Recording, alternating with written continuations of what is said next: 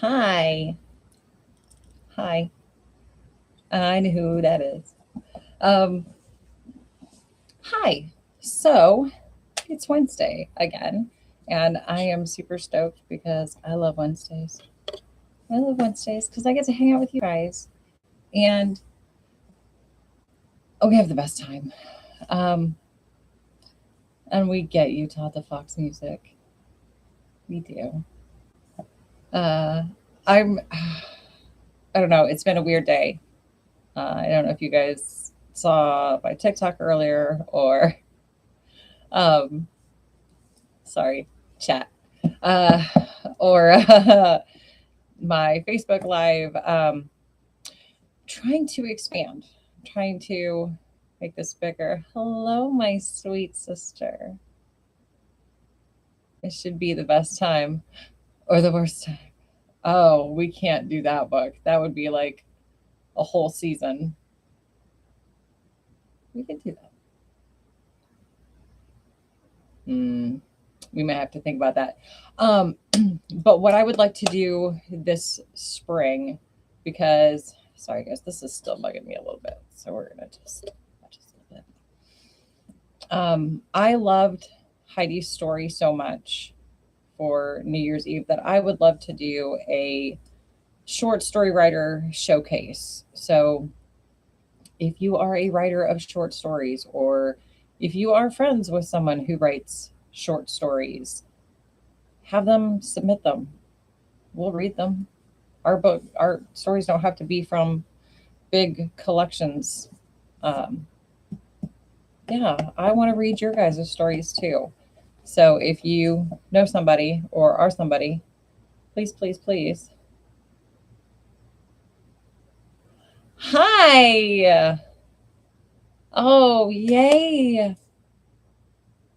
So you guys, please, please, please follow suit in the chat. Say hello so we know you're here. You guys say hello to each other. Um, these are folks from the best of both worlds. I am doing okay, Kelly. I am doing okay. I've been talking a lot with a writer director, um, two two projects for me, with me. I have parts in two projects that he's working on.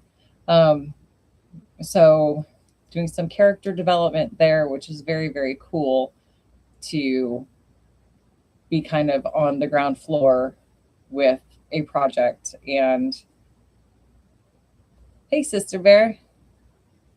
Oh my goodness. Hi, everybody. Hi. Yeah, so to be able to help him flesh her out, just improving lines and trying to figure out who she's going to be is very, very cool. Um, so yeah, that's kind of the biggest thing that's going on right now. So those are going to be down the line. So I am trying to get some voiceover work in the meantime, just stuff to fill the calendar, till I can be on set doing lots of stuff. So yeah, what is up with you guys? I hope you are finally digging out, thawing out, all that good stuff. Sorry, I keep looking over into the chat to see who's here. Um, so yeah, we are starting Charles Dickens tonight, and I have not read any of these stories. I think we're going to do two tonight because the first one is meaty but not super long. The second one is really short, and then the third one, that's Dr. Marigold. We are probably going to have to do that the same way that we did Murders, and put that into two. So I may read that one ahead, not to cheat, but just to find a good stopping point so that we can stop and start pretty seamlessly for those that want to watch that as a like one parter instead of waiting a week, which I'm fine with. If you guys wait and double up and just spend a whole day with me, that's great. Just if you would go ahead, if you haven't already, like and subscribe, please, please, please share. I've had folks asking how they can help, how they can support.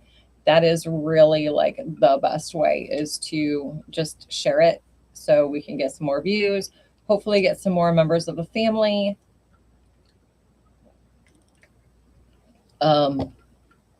Yeah, so tonight we have two stories. The first one is called The Begging Letter Writer. And again, I don't know these stories, so I'm going to do my best. If there are things that are shocking or surprising or whatnot, my reactions will be true reactions. And you guys just continue to comment as things come up in the story. Or if you are just now jumping in, please say hello in the chat, and we'll get started.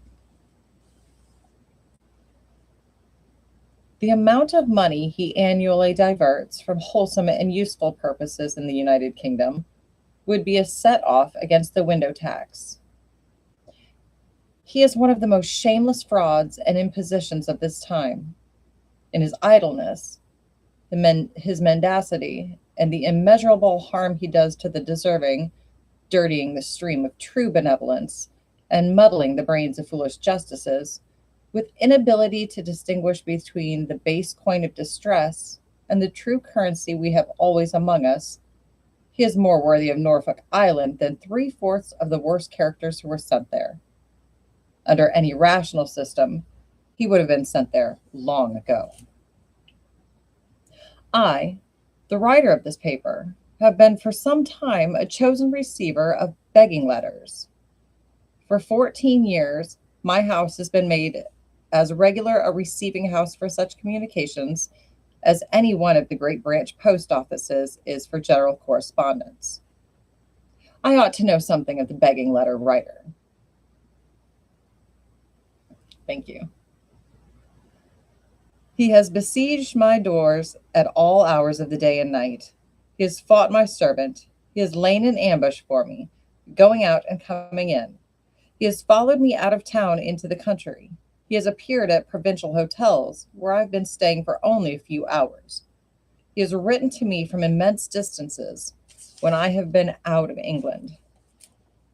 He has fallen sick. He has died and been buried. He has come to life again and again departed from this transitory scene. Guys, stop it. He has been his own son, his own mother, his own baby, his idiot brother, his uncle, his aunt, his aged grandfather. He has wanted a greatcoat to go to India in a pound to set him up in life forever, a pair of boots to take him to the coast of China, a hat to get him into a permanent situation under government. My goodness. He has frequently been exactly 7 and 6pence short of independence. He has had such openings at Liverpool, posts of great trust and confidence in merchants' houses, which nothing but 7 and 6pence was wanting to him to secure. And I wonder he is not mayor of that flourishing town at the present moment. The natural phenomena of which he has been the victim are of a most astounding nature. He has had 2 children who have never grown up, who have never had anything to cover them at night, who have been continually driving him mad by asking in vain for food, who have never come out of fevers and measles, which I suppose has accounted for his fuming his letters with tobacco smoke as a disinfectant. Good daddy he is. Who have never changed in the least degree through 14 long revolving years. As to his wife, what that suffering woman has undergone, nobody knows. She has always been in an interesting situation through the same long period, and has never been confined yet. His devotion to her has been unceasing. He has never cared for himself. He could have perished, He would rather, in short, but it was not his Christian duty as a man, a husband, and a father to write begging letters when he looked at her. He has usually remarked that he would call in the evening for an answer to this question, I'm sure. He has been the sport of the strangest misfortunes. What his brother has done to him would have broken anybody else's heart. His brother went into business with him and ran away with the money. His brother got him to be security for an immense sum and left him to pay it. His brother would have given him employment to the tune of hundreds a year if he would have consented to write letters on a Sunday. His brother enunciated principles incompatible with his religious views, and he could not, in consequence, permit his brother to provide for him. His landlord has never shown a spark of human feeling. When he put in that execution, I don't know, but he has never taken it out. The broker's man has gone gray in possession. They will have to bury him someday. He has been attached to every conceivable pursuit. He has been in the army, in the navy, in the church, in the law, connected with the press, the fine arts, public institutions, every description and grade of business. He has been brought up as a gentleman. He has been at every college in Oxford and Cambridge. He can quote Latin in his letters, but generally misspells some minor English word. He can tell you what Shakespeare says about begging better than you know it. It is to be observed that in the midst of his afflictions, he always reads the newspapers and rounds off his appeal with some allusion that may be supposed to be in my way to the popular subject of the hour. His life presents a series of inconsistencies. Sometimes he has never written a letter before. He blushes with shame. That is the first time. That shall be the last. Don't answer it, and let it be understood that then he will kill himself quietly. Sometimes, and more frequently, he has written a few such letters. Then he closes the answers with an intimation that they are of inestimable value to him and a request that they may be carefully returned. He is fond of enclosing something: verses, letters, pawnbrokers' duplicates, anything to necessitate an answer. He is very severe upon the pampered minion of fortune, who refused him the half sovereign referred to in the enclosure number 2, but he knows me better. He writes in a variety of styles, sometimes in low spirits, sometimes quite jocosely.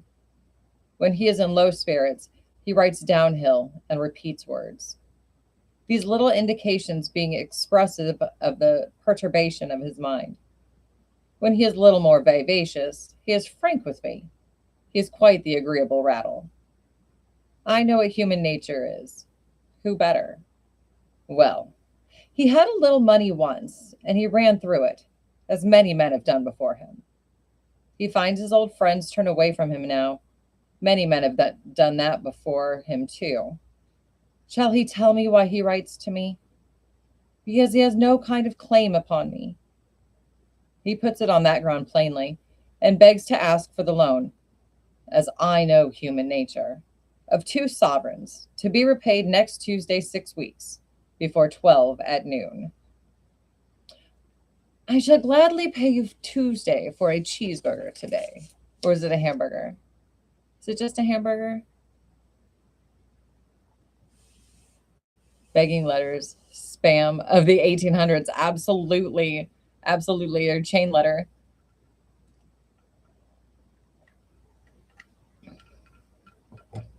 I'm a very wealthy prince, but I have been taken captive. Hamburger. Thank you, Kelly. It's hamburger. Oh, just hamburger. Sometimes, when he is sure that I have found him out and that there is no chance of money, he writes to inform me that I have got rid of him at last. He has enlisted into the company's service, and he is off directly, but he wants a cheese. He is informed by the sergeant that it is essential to his prospects in the regiment that he should take out a single Gloucester cheese, weighing from 12 to 15 pound cheese. Holy Lord. That's like a 4-month-old child. 8 or 9 shillings should buy it. He does not ask for money after what has passed, but if he calls at 9 tomorrow morning, may he hope to find a cheese? And is there anything he can do to show his gratitude in Bengal? Once he wrote me a rather special letter, proposing relief in kind. He had got into a little trouble by leaving parcels of mud done up in brown paper at people's houses on pretense of being a railway porter, in which character he received carriage money. This sport of fancy he expiated in the House of Correction. Oh, so he's done a little jail time. Not long after his release, and on a Sunday morning, he called with a letter, having first dusted himself all over, in which he gave me to understand that, being resolved to earn an honest livelihood, he had been traveling about the country with a cart of crockery. That he had been doing pretty well until the day before, when his horse had dropped down dead near Chatham in Kent. That this had reduced him to the unpleasant necessity of getting into the shafts himself and drawing the cart of crockery to London, a somewhat exhausting pull of 30 miles. That he did not venture to ask again for money, but that if I would have the goodness to leave him out a donkey, he would call for the animal before breakfast.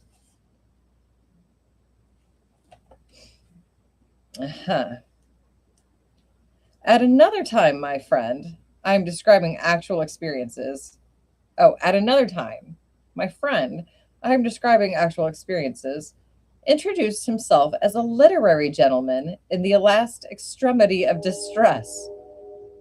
He had had a play accepted at a certain theater, which was really open. Its representation was delayed by the indisposition of a leading actor, who was really ill, and he and his were in a state of absolute starvation. Oh my gracious. If he made his necessities known to the manager of the theater, he put it to me to say what kind of treatment he might expect. Well, we got over that difficulty to our mutual satisfaction. A little while afterwards, he was in some other straight. I think Mrs. Southcote, his wife, was in extremity, and we adjusted that point too. A little while afterwards, he had taken a new house and was going headlong to ruin for want of a water butt. I had my misgivings about the water butt and did not reply to that epistle. But a little while afterwards, I had reason to feel penitent for my neglect. He wrote me a few broken-hearted lines, informing me that the dear partner of his sorrows died in his arms last night at 9 o'clock. I bet she didn't.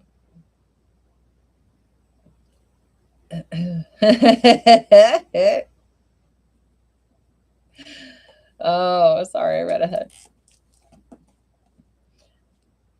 I dispatched a trusty messenger to comfort the bereaved mourner and his poor children. But the messenger went so soon that the play was not ready to be played out. My friend was not at home, and his wife was in a most delightful state of health. He was taken up by the Mendicity Society, informally it afterwards appeared, and I presented myself at a London police office with my testimony against him. Yeah.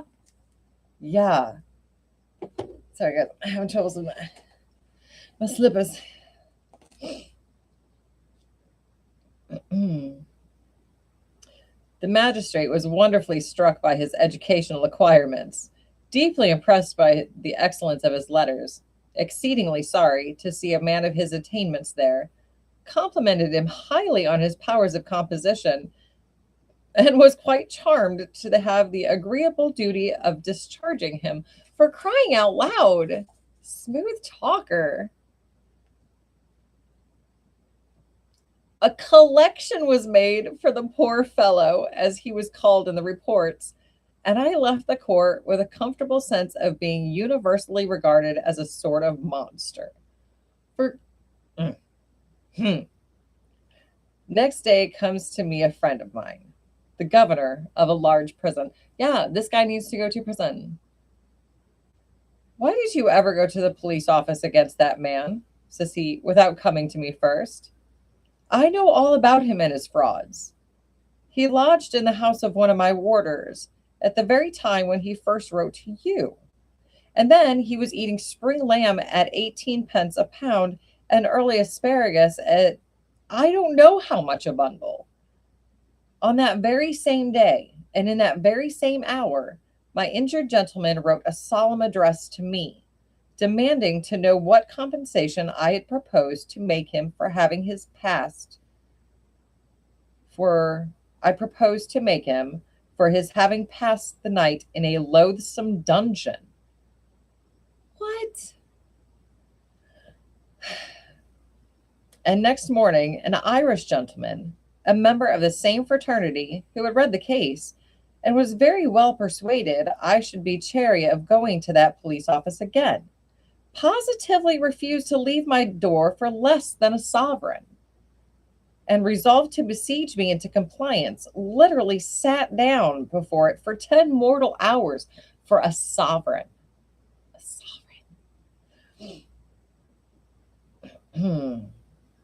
The garrison being well provisioned, I remained within the walls, and he raised the siege at midnight with a prodigious alarum on the bell. My heavens, this guy has stirred up all kinds of stuff.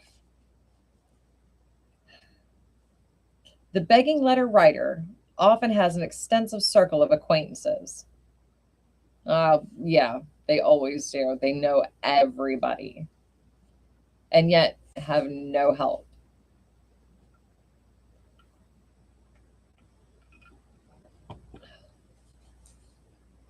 Whole pages of the court guide are ready to be references for him.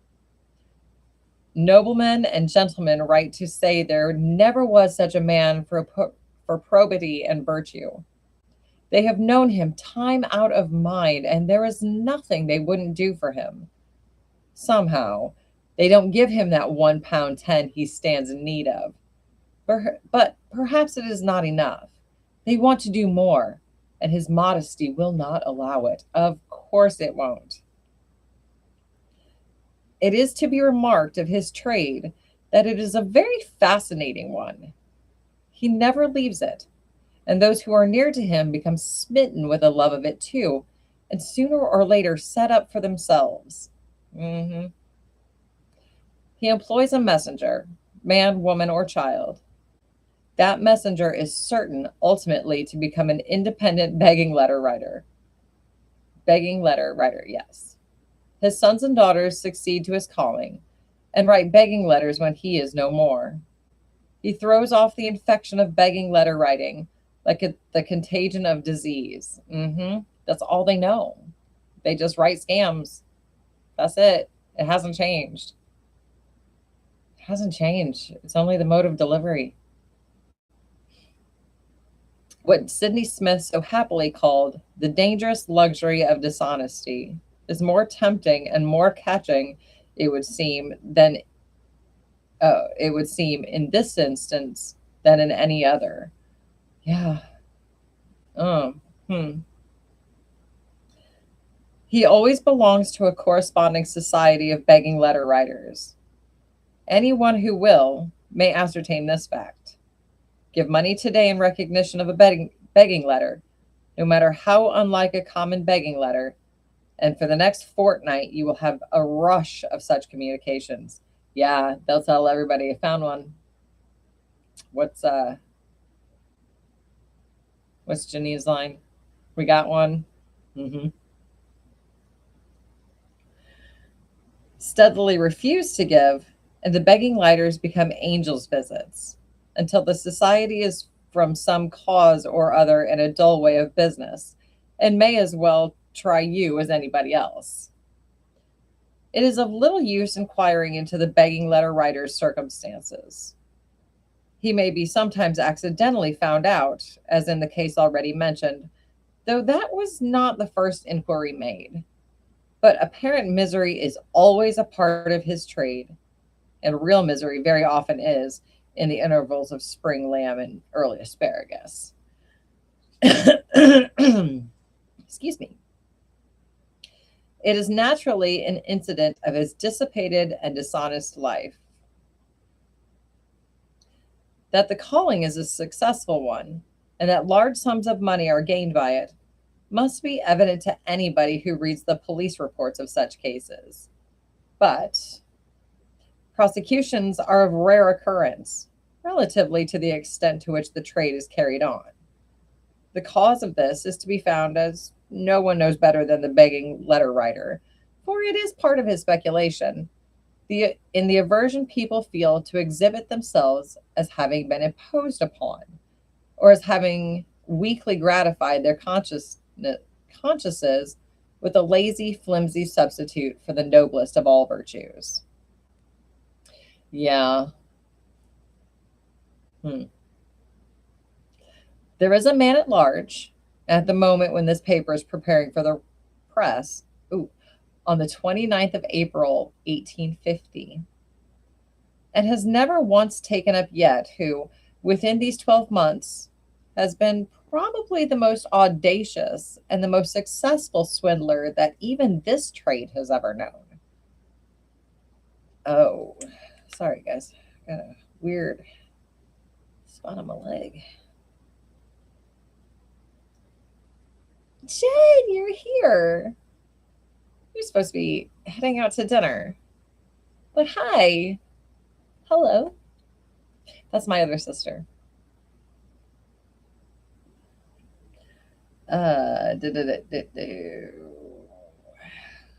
Sorry, guys.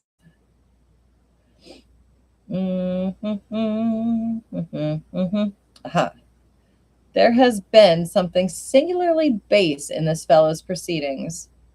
It has been his business to write all sorts and conditions of people, in the names of persons of high reputation and unblemished honor, professing to be in distress. The general admiration and respect for whom he has ensured a ready and generous reply. So he just finds like the highest.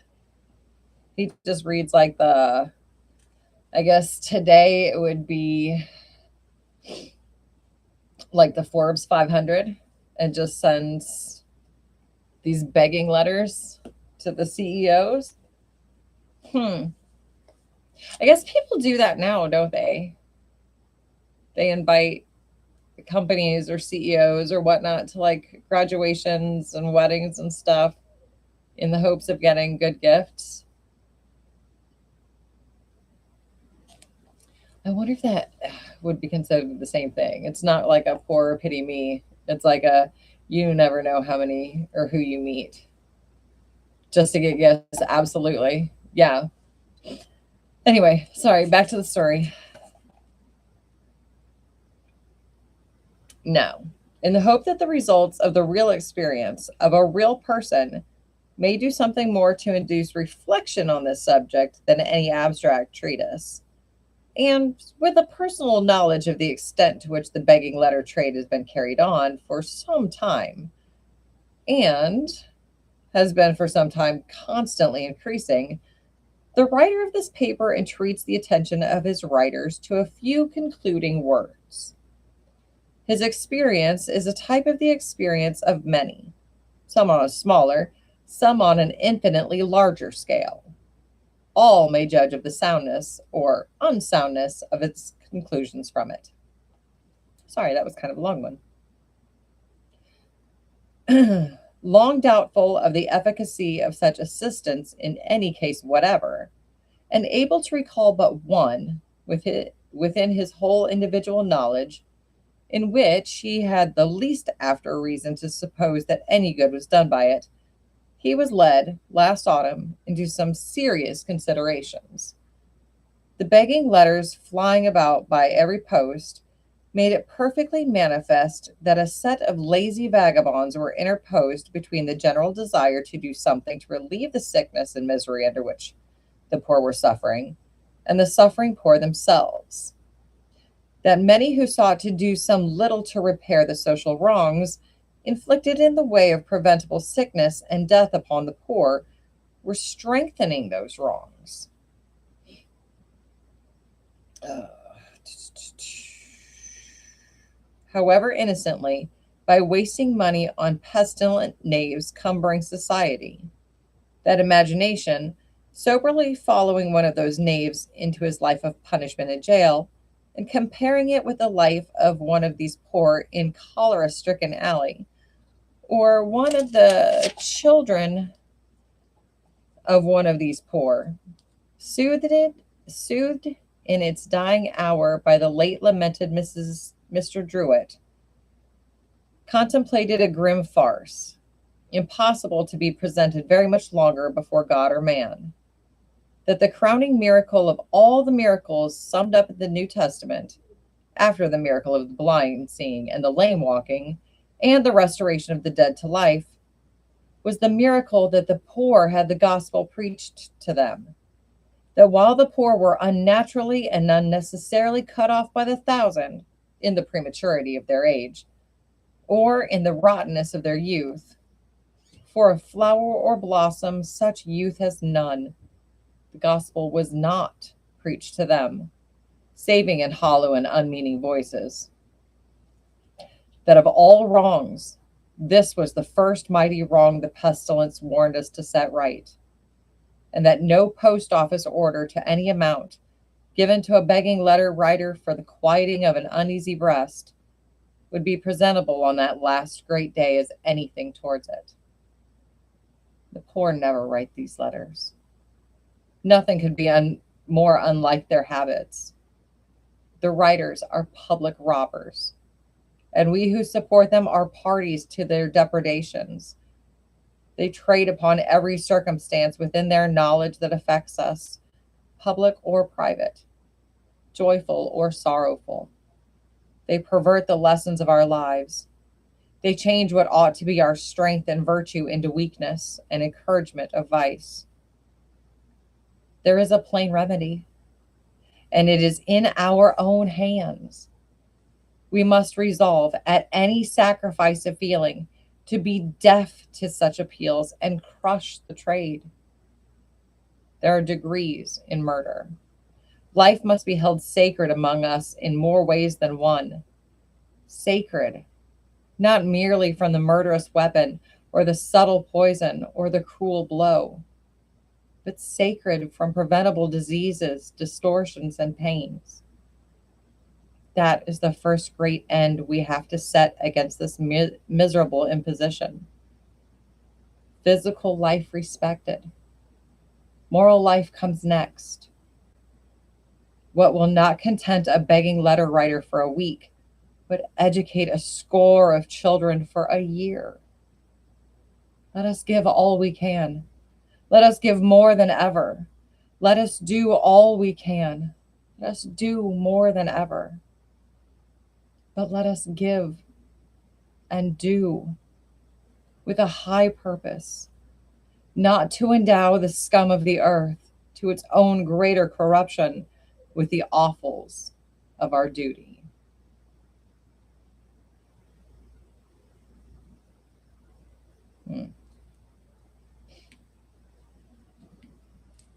Sorry, I haven't read that one before. I'm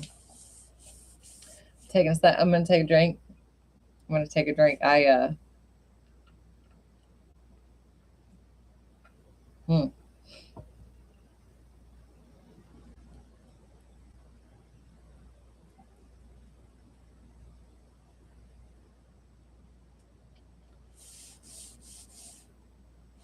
Okay. So, I hope you guys like that one. I know we've all, anyway, I'm not going to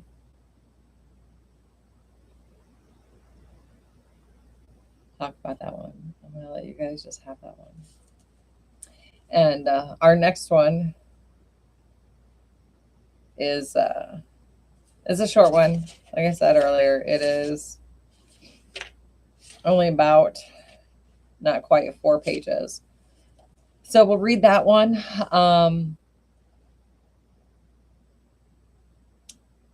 I'm going to put this probably somewhere in the description for later. You can come back to it. But I have some merch available. It is not Wednesday evening reading merch. It is Final Girl merch. I'm a Final Girl. Um, those of you that like have been with me for my horror things, like I always wanted to be a Final Girl, like Lee Curtis as Lori is like, yeah. So, um, yeah, scarezone.net. You can get a shirt with my face on it, or you can get a mug with my face on it. Um, or because, and I put this on Facebook earlier, I know there are folks that don't like graphic tees. So you get a teddy bear that's wearing the graphic tee. It's super cute. Um, yeah, and you guys can just use my name. It's like the simplest coupon code ever, KATY. Seriously. Um, and get a discount. But yeah, I would love to see pictures of you guys in your stuff or drinking coffee out of a mug with my face on it. It's crazy. It's crazy. So yeah, I'm super jazzed about that. It's so weird to see like actual stuff with your face, but it's awesome. Um, but anyway, I'm going to take another drink and then we'll get to our last story for tonight.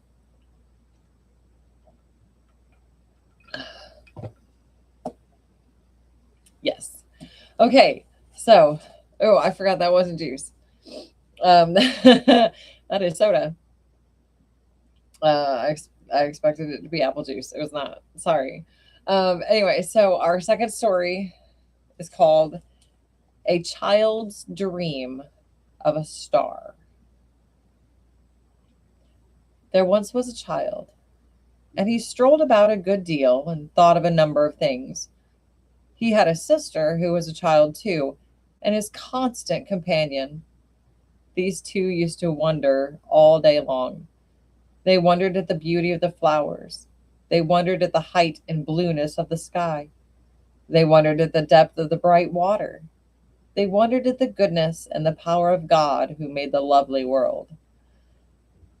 They used to say to one another, sometimes, supposing all the children upon the earth were to die, would the flowers and the water and the sky be sorry? They believed they would be sorry.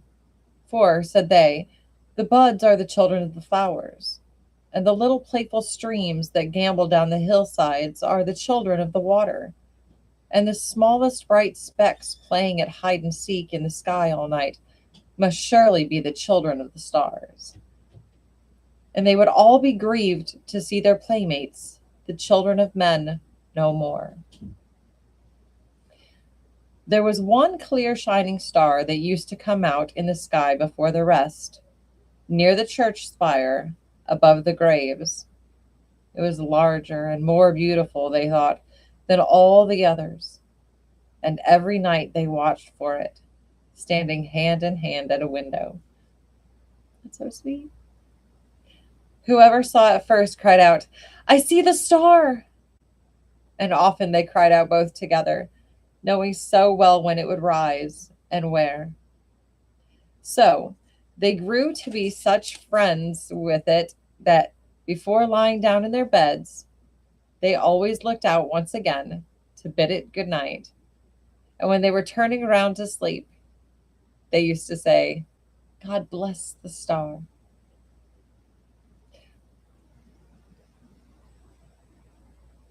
But while she was still very young, oh, very, very young, the sister drooped and came to be so weak that she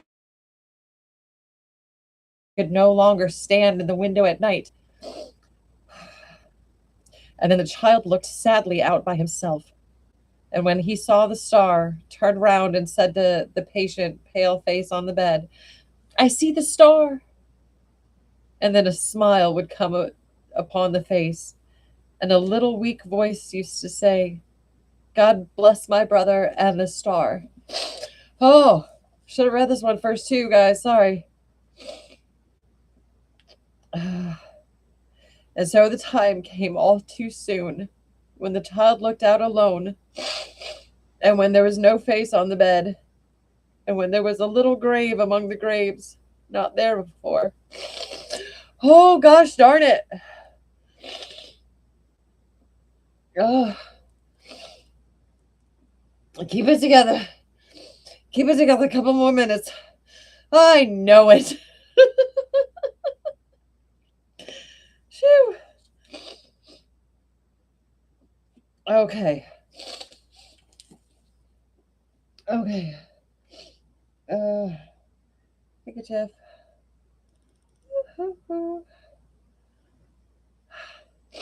This was just supposed to be like Pinocchio and Jiminy Cricket. Wishing on a star. Okay. Okay, we got it together. Oh. Okay.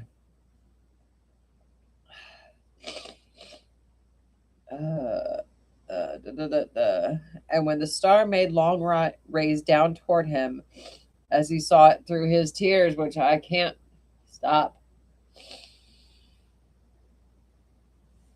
Okay. Oh, I just turned down my light. Okay. Now, these rays were so bright, and they seemed to make such a shining way from earth to heaven, that when the child went to his solitary bed, he dreamed about the star, and dreamed that, lying where he was, he saw a train of people taken up that sparkling road by angels. And the star, opening, showed him a great world of light, where many more such angels waited to receive them. All these angels who were waiting turned their beaming eyes upon the people who were carried up. Sorry. Who were carried up into the star, and some came out from the long rows in which they stood, and fell upon the people's necks and kissed them tenderly, and went away with them down avenues of light, and were so happy in their company that lying in his bed he wept for joy. But there were many angels who did not go with them, and among them one he knew. The patient face that had once laid upon the bed was glorified and radiant, but his heart found out his sister among all the host. His sister's angel lingered near the entrance of the star, and said to the leader among those who had brought the people thither, Is my brother come? Yet he said, No. She was turning hopefully away when the child stretched out his arms and cried, Oh, sister, I am here. Take me. And then she turned her beaming eyes upon him, and it was night, and the star was shining into the room, making long rays down towards him as he saw it through his tears. From that hour forth, the child looked out upon the star as on the home he was to go to, looked out upon the star as on the home he was to go to when his time should come. And he thought that he did not belong to the earth alone, but to the star too, because of his sister's angel gone before. Sorry, guys. Whew. Bit of a running nose. Oh, there was a baby born to be a brother to the child, and while he was so little that he never yet had spoken word, he stretched his tiny form out on his bed and, dang it, and died. Again, the child dreamed of the open star, and of the company of angels, and the train of people,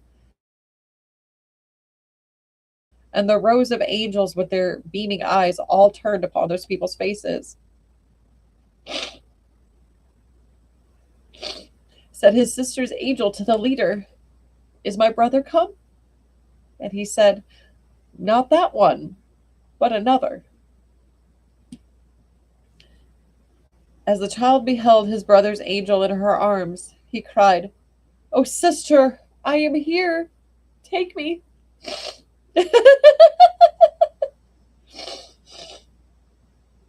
Sorry, I didn't mean to laugh at that. Tissues for my birthday. I need them. And she turned and smiled upon him, and the star was shining. He grew to be a young man and was busy at his books when an old servant came to him and said, "Oh, he's losing everybody."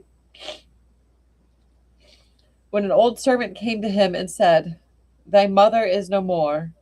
I bring her blessing on her darling son." Again at night he saw the star and all that former company.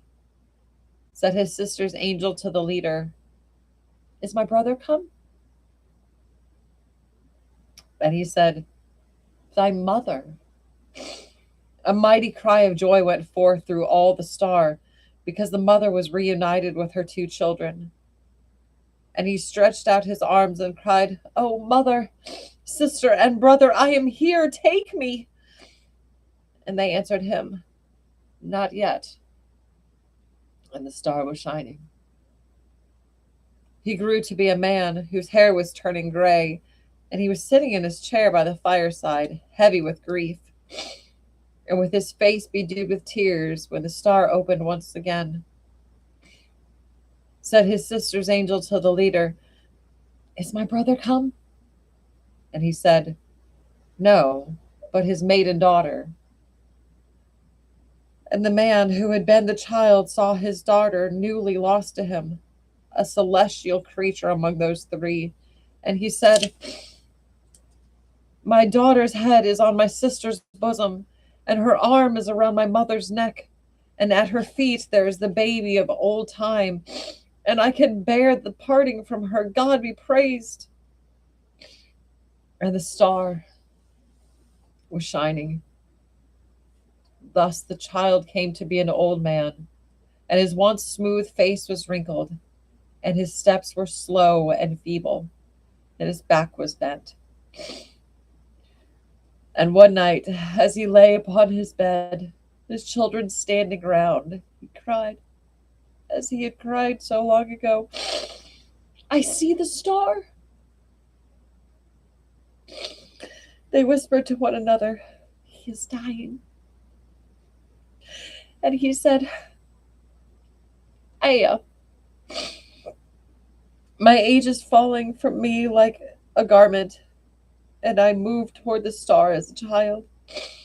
But oh, my father, now I thank thee that it is so often opened to receive those dear ones who await me." And the star was shining, and it shines upon his grave. Whew. Oh.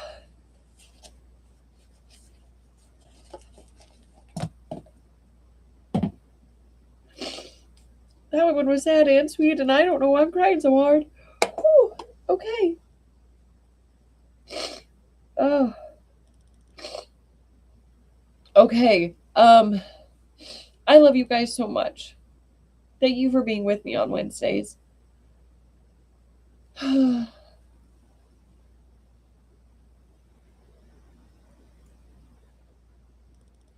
fine. It's fine. Everything is fine. But no, really, everything is fine. That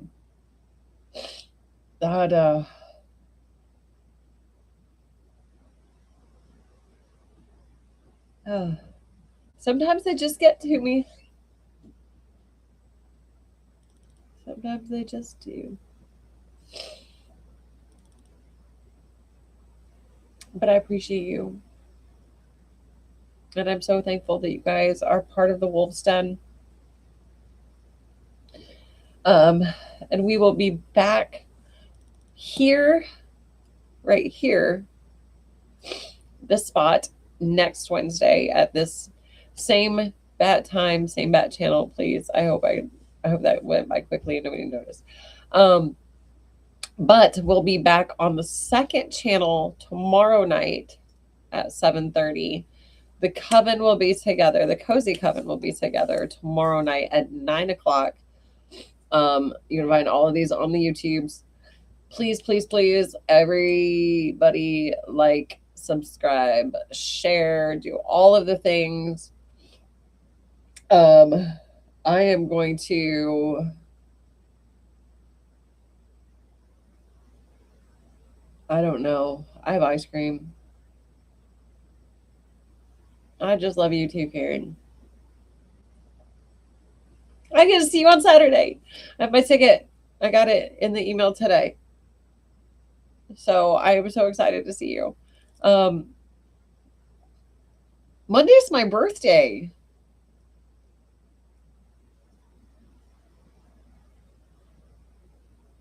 Um, Kelly, what I really want. Okay, so we have an Insomnia Cookies here in town, and they have like oversized cookies right now, and I'm not spending $9 on a cookie. I will not.